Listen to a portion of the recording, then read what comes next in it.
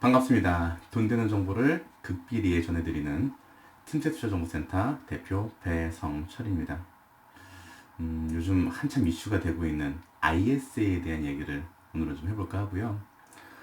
저 전화 굉장히 많이 받습니다. 증권사, 은행 이런 데서 가입하라고 전화 많이 받고 있고요. 근데 저는 아시는 분은 아시겠지만 제가 몸담고 있는 증권사가 따로 있어서 거기 외에 딴 데는 지금 생각을 할 수 없는 상황이긴 합니다.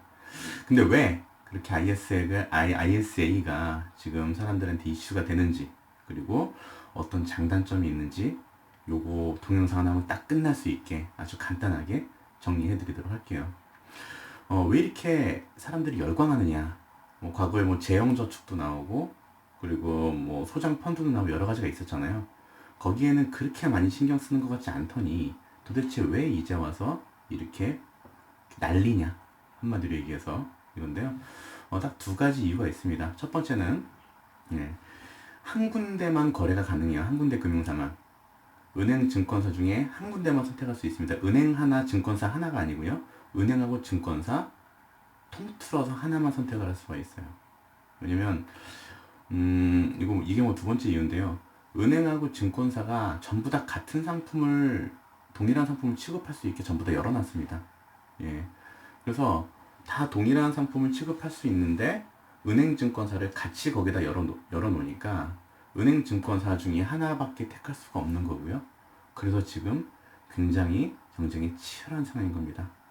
그렇다고 한번 처음에 예를 들어서 내가 국민은행에 만들어 놨는데 나중에 하나대투로 이동이 안 되느냐? 그건 아니에요. 이동 다 됩니다. 예. 하지만 초기에 지금 시장을 선점하기 위해서 굉장히 모든 금융사들이 열을 내서 지금 모집을 하고 있는 상황이에요.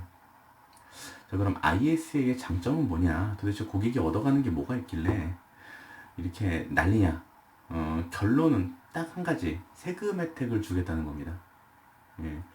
적금 통장 따로, 지금은 펀드 통장 따로 있는 거 하나로, 통장을 하나로 관리할 수 있다라는 어떤 편리성, 이것도 장점이고요. 그리고 5년 이상을 뒀을 때 세금을 200만 원까지 비과세 해주겠다라는 게 장점인 거죠. 예, 만약에 이제 5년이니까, 그쵸? 5년어치니까 5년에 200만 원이니까 한 30만 원 정도? 그죠? 15.4% 했을 때 30만 원 정도. 그리고 그걸 연으로 쳤을 때 1년에 6만 원 정도 세금 혜택을 보게 되는 거거든요. 그죠? 그리고 5년이 넘어가도 15.4%를 부과하지 않고 금소득세, 그거를 9%대 세금으로 낮춰서 받기 때문에 굉장히 세금이 낮은 편, 세금 혜택이 좀 많은 편이에요. 다만 단점은 5년의 의무가입 혜택이 있어요. 의무가입 조건이 있어요. 만약에 5년에서 단 하루라도 지키지 못하면 제가 방금 말씀드렸던 이 혜택은 다 없어지는 겁니다. 절세 혜택이나 아니면은 그런 혜택들이 전부 다 없어지는 거죠.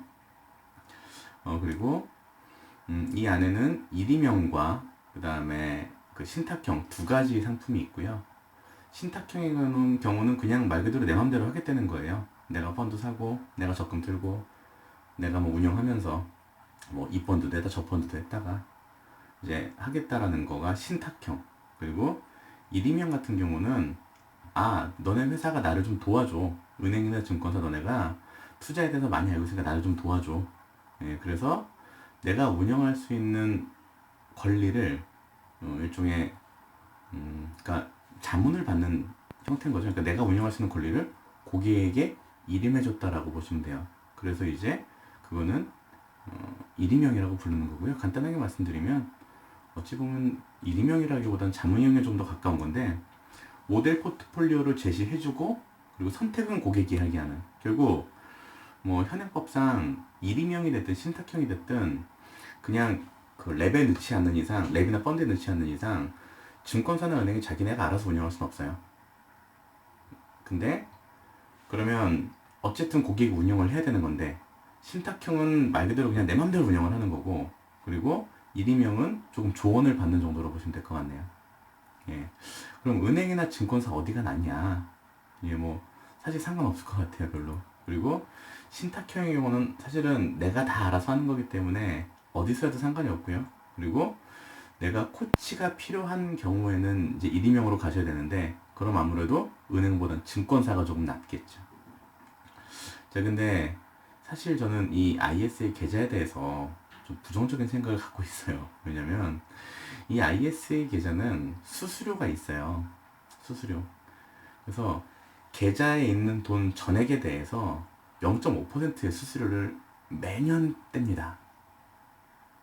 무섭죠? 지금 뭐 펀드 가입하신 분들은 알아요. 이게 이제 펀드 운용 보수라 그래가지고 운용 보수로 0.3, 0.5, 많게는 1%까지 매년 떼잖아요. 그게 사실 되게 크거든요. 예, 마찬가지로 ISA 계좌도 0.5%를 매년 떼고요. 이거를 매년 떼기 때문에 은행이나 증권사들이 이렇게 기를 쓰고 모집을 하는 거예요. 왜냐면 어쨌든 고객이 계좌 유치만 해놓으면 개설만 해놓으면 거기서 0.5%는 매년 먹는 거니까 아주 잘 따져봐야 됩니다. 그래서 고객 입장에선 1,000만 원을 넣었어요. 그래서 연 3% 수익이 나면 30만 원 수익인 거죠. 그죠? 30만 원 수익에 대해서 내가 이자에 대한 어떤 그 혜택, 그러니까 세금에 대한 혜택을 보는 건 거기에 대한 15.4%잖아요. 결국 46,200원이거든요. 근데 1,000만 원에 대한 운용 보수는 0.5%를 떼는 거죠. 5만 원을 떼는 거죠. 사실 이렇게 되면 배보다 배꼽이 더 커지는 경우가 돼버립니다. 예, 그죠? 그래서 사실 제가 볼 때 ISA는 그냥 대부분의 일반적인 일반인들은 가입을 안 하는 게 좀 좋다고 보고 있어요. 왜냐면 운용 보수가 너무 셉니다. 전체 잔고 0.5%. 어마어마하죠. 이게 10년이면 5%고요. 예, 20년이 10%를 떼는 겁니다. 그냥 수익이 났든 안 났든 상관없이. 예. 그래서 손해가 날 가능성이 크고요. 제가 볼 때는 펀드처럼 그냥 금융사들, 운영회사들 좋으라고 만들어 놓은 제도인 것 같다는 생각이 들어요. 근데 만약에 혼자서도 내가 거뜬하게 뭐 10%, 20% 수익을 낼 수 있다.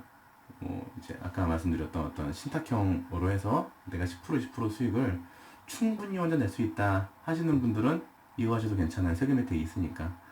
하지만 그런 분들이 몇 분이나 계실까 하는 생각이 들고요. 그래서 이거 IS에 들어가실 때는 조금 잘 따져보시고 예, 들어가시는 게 좋을 것 같다. 그렇게 생각을 합니다.